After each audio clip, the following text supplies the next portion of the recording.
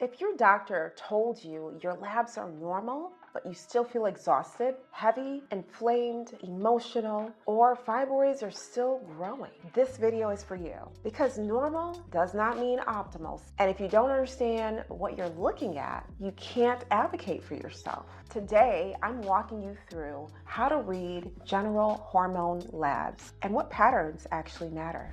Greetings, I'm Phyllis from home, fibroid and hormone health expert, holistic nurse, coach, and creator of the Unique Holistic Program. My team and I use personalized functional lab testing to uncover internal patterns driving hormone imbalance and fibroid growth, so we can address root causes instead of guessing, because clarity changes everything. If you've watched my previous videos, you know that the environment is where we need to put our attention, and the right labs can be a game changer. Standard versus optimal ranges. Let's start here. When you receive your lab results, you'll see something called a reference range. This range is created from a statistical average of the population, including people who are already metabolically stressed, inflamed, or hormonally imbalanced. So normal simply means you fall within the average range.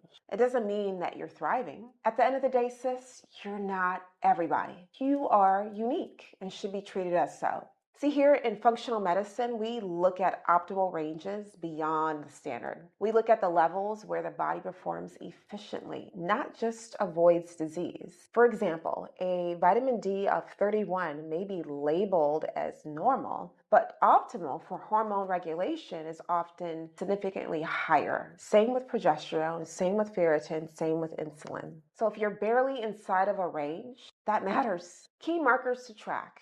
Number 1, estradiol. Estradiol is the most potent form of estrogen. Fibroids are estrogen sensitive, but here's what most people miss. It's not just about high estrogen. It's about estrogen relative to progesterone. You want to look for elevated estradiol in luteal phase, estradiol that raises but progesterone does not. That pattern suggests estrogen dominance. Number 2, progesterone. Progesterone stabilizes the uterine lining. It calms inflammation. It balances estrogen. Low progesterone may show up as short luteal phase, heavy bleeding, PMS, anxiety, sleep disruption. You notice you're not getting as much sleep. If progesterone is low relative to estrogen, fibroid supportive conditions can develop. Number 3, SHBG, sex hormone binding globulin. SHBG binds excess estrogen in the bloodstream. If SHBG is low, more estrogen circulates in your blood. Low SHBG can be influenced by insulin resistance, chronic inflammation, liver dysfunction. So if estradiol is normal but SHBG is low, free estrogen may be still high. Number 4, fasting insulin.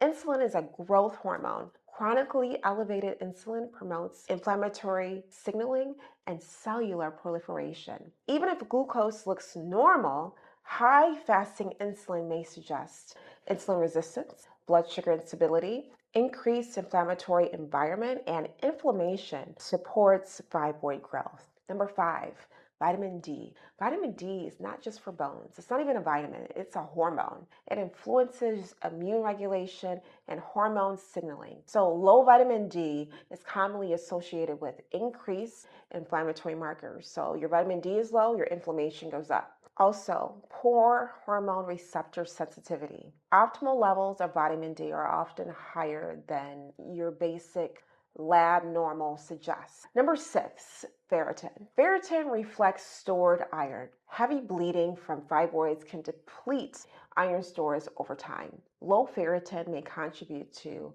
fatigue, hair shedding, shortness of breath. Pretty much it's saying that your oxygen savings account is low. Correcting ferritin is foundational for recovery. And this is what methylation is. It's a tiny chemical process that turns things on and off in your body. It helps your body clean out, manage stress, build blood cells, and lower inflammation. So when your cells don't get enough oxygen, it affects energy and healing. So low ferritin equals poor oxygen delivery equals fatigue plus hormonal stress. Let's bring it together, sis. If your body isn't clearing out waste well, that means your homocysteine levels are affected. With inflammation markers such as ESR, when that's high, along with your ferritin being low, that also tells me that we just don't fix one number. We improve the entire environment.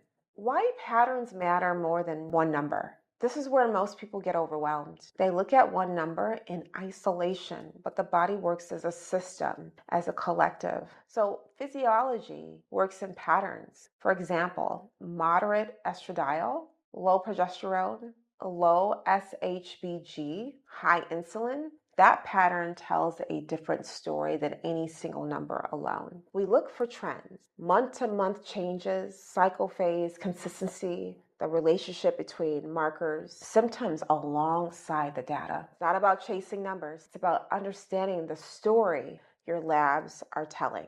What to track over time? If you want to be proactive, this is what you need to start tracking. Your cycle length, like how long is your cycle? Bleeding intensity, is it moderate amount? How many pads are you going through? Tampons. PMS symptoms, energy levels, sleep quality, stress levels, your lab values across months. Healing is not just a snapshot, it's a pattern shift. If this gave you clarity, subscribe and turn on your notifications.